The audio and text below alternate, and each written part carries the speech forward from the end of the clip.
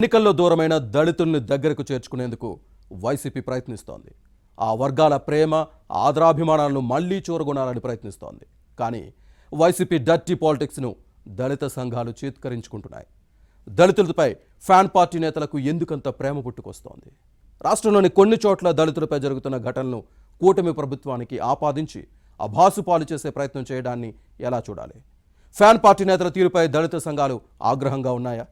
Corona సమయంలో మాస్కులు అడిగిన నర్సీపట్నం ఏరియా ఆసుపత్రి డాక్టర్ సుధాకర్ను అవమానించి చిత్రహింసలకు గురిచేసిన విషయం గుర్తులేదా?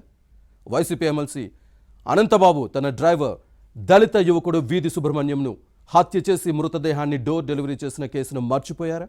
వైసీపీ కొత్త ప్లాన్పై దళిత సంఘాలు ఏమంటున్నాయి? Let us watch this inside story.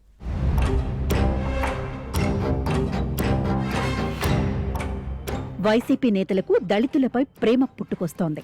Jagan పాలనలో ఈ వర్గాలను రాజీ రంపాన పెట్టిన ఫ్యాన్స్ పార్టీ పాలకులు ఇప్పుడు కూటమి ప్రభుత్వం దళితులకు అన్యాయం చేస్తోందని గొంతు చించుకుని రోడ్డెక్కుతున్నారు. దళితులకు దగా చేసిందెవరో జనానికి తెలియని విషయం కాదు. ఈ వర్గాలను వండుకు తిని చిత్రహింసలకు గురిచేసిన అంశాన్ని ఎవరూ మర్చిపోలేదు. అప్పట్లో ఎక్కడో ఒకచోట హత్యలు, అఘాయిత్యాలు నిత్యకృత్యంగా మారాయి.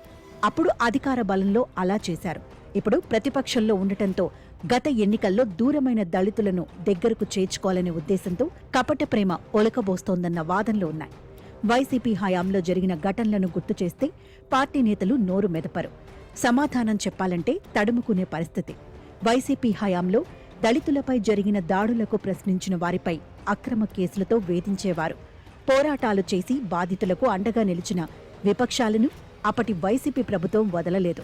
ఫ్యాన్ పార్టీ పాలకుల అరాచకాలు, అకృత్యాలకు వ్యతిరేకంగా గళం విప్పితే దండుపాళ్యం గ్యాంగుల లాంటి దళాలు దాష్టికాలతో తమ ప్రతాపం చూపించేవి. అలాంటి ఘటనతో విసిగిపోయిన జనం గత ఎన్నికల్లో ప్రతిపక్ష హోదా కూడా ఇవ్వకుండా వైసీపీని ఇంటికి పంపి కూటమికి పట్టం కట్టారు. అవన్నీ మర్చిపోయి ఇప్పుడు కూటమి ప్రభుత్వం దళితులను అణగదొక్కుతోంది. తాము దళిత జనోద్ధారకులం అన్న బిళ్లపిచ్చుకుంటున్నారు ఫ్యాన్ పార్టీ నేతలు. గోరంతలను కొండంతలుగా చిత్రీకరించటంలో వైసీపీ నేతలు గనులు. ఏ చిన్న ఘటన జరిగినా దానితో ప్రభుత్వానికి ఏమాత్రం సంబంధం లేకపోయినా సర్కారుకు ఆపాదించి అభాసుపాలు చేయాలని చూడటమే పనిగా పెట్టుకున్నారు.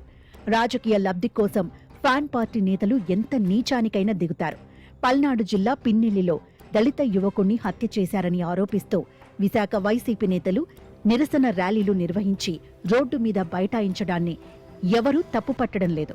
కానీ దళిత సంఘాలు మాత్రం ఫ్యాన్ పార్టీ పాలనలో జరిగిన ఘటనలను ప్రస్తావించి ఆగ్రహం వ్యక్తం చేస్తున్నాయి. వైసీపీ నేతల దౌర్జన్యాలను ఎదిరించిన వారిని బెదిరించిన విషయం గుర్తులేదా అని ప్రశ్నిస్తున్నాయి. ఇంకా ఎక్కువగా మాట్లాడితే ట్రాక్టర్లతో తొక్కించడం, ఇల్లు కూల్చివేయడం వంటి అకృత్యాలకు పాల్పడిన అంశాలను ప్రస్తావిస్తే ఫ్యాన్ పార్టీ నేతలు తల ఎక్కడ పెట్టుకుంటారని దళిత సంఘాలు క్వశ్చన్ చేస్తున్నాయి.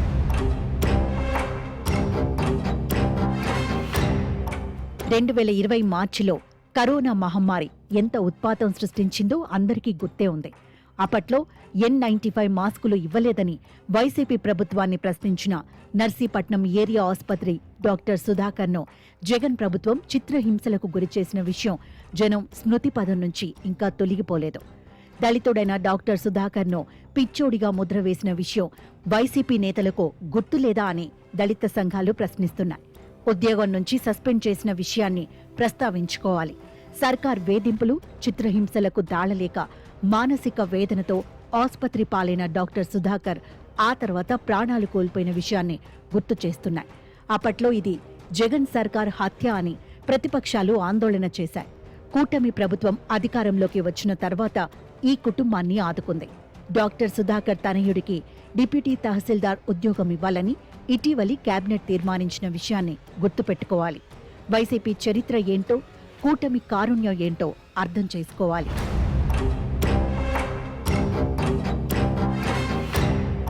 అనంతబాబు తన దగ్గర పనిచేసిన దళిత డ్రైవర్ వీధి సుబ్రహ్మణ్యంను హత్య చేసి మృతదేహాన్ని కాకినాడలోని అతని ఇంటికి డోర్ డెలివరీ చేసిన విషయాన్ని జనం మర్చిపోలేదు.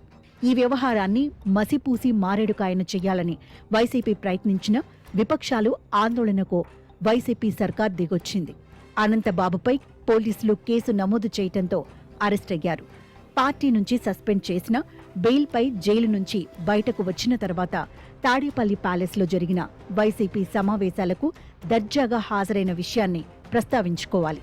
హత్యా నేరాభియోగాలను ఎదుర్కొంటున్న అనంతబాబు వంటి వారిని ఫ్యాన్ పార్టీ ఎలా ప్రోత్సహించిందో చెప్పడానికి ఇదే నిదర్శనం.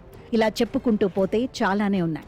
ఇక దళితుల అభ్యున్నతి కోసం టీడీపీ ప్రభుత్వం అమలు చేసిన పలు సంక్షేమ పథకాలను వైసీపీ సర్కార్ రద్దు చేసింది. ఎస్సీ ఉప ప్రణాళిక నిధులను దారి మళ్లించింది. అలాంటి వైసీపీ నేతలు ఇప్పుడు దళితులపై ప్రేమాభిమానాలు ఒలకబోయడం విడ్డూరంగా ఉందన్న వ్యాఖ్యలు వినిపిస్తున్నాయి.